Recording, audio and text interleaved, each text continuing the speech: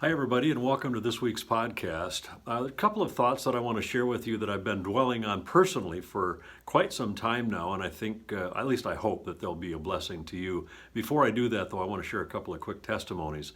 First of all, those of you that have been tracking it, our building debt, which we started at $80,000 back at the end of October, and have just been receiving a number of gifts, many of them unsolicited. We're down now to $5,500, and we're going to get this thing knocked out soon. Thank you so much for those of you that have contributed and have participated in this effort. Also, a story about a young man who was looking for a job in a specific field that was quite specialized, had exactly the company he wanted to work for, made the application, thought he had the job, didn't get it, was very disappointed. So he applied for the same type of work at a different firm, got that job.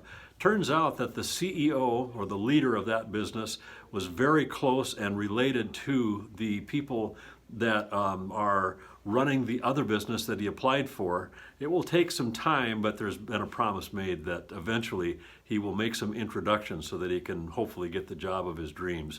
God works in wonderful ways. Okay, now what I wanted to share with you on a devotional thought. Some time ago, my spiritual father had a dream. It really wasn't a dream. He woke up in the middle of the night and he heard a loud voice that was saying this. It said, "Why was the giant there?" Quite a question. And he pondered that for a minute and wasn't sure how he should answer. He just said, "Well, Lord, why don't you tell me?" And then the answer came. And God said this, "Because I was making a king." And so you think about that. The giant was quite a test.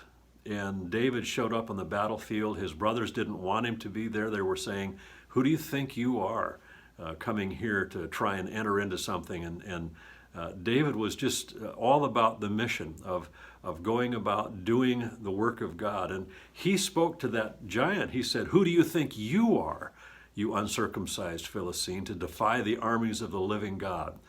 But you see, David was not made a warrior, a great warrior, when he got there to that battlefield. He was a great warrior before he got there. And he was made into a warrior by doing things like watching over his father's flocks and defending them. It says that he slew a bear and a lion with his bare hands. He was a warrior, no question about that. So the next time you're facing a stiff challenge, a giant in your life, so to speak, begin to ask that question. Why is this thing in front of me? Why is this opposing me right now? What's God doing in my life? And what does he want to accomplish in me through all of this? I hope that helps you and encourages you. God bless you. Go slay those giants.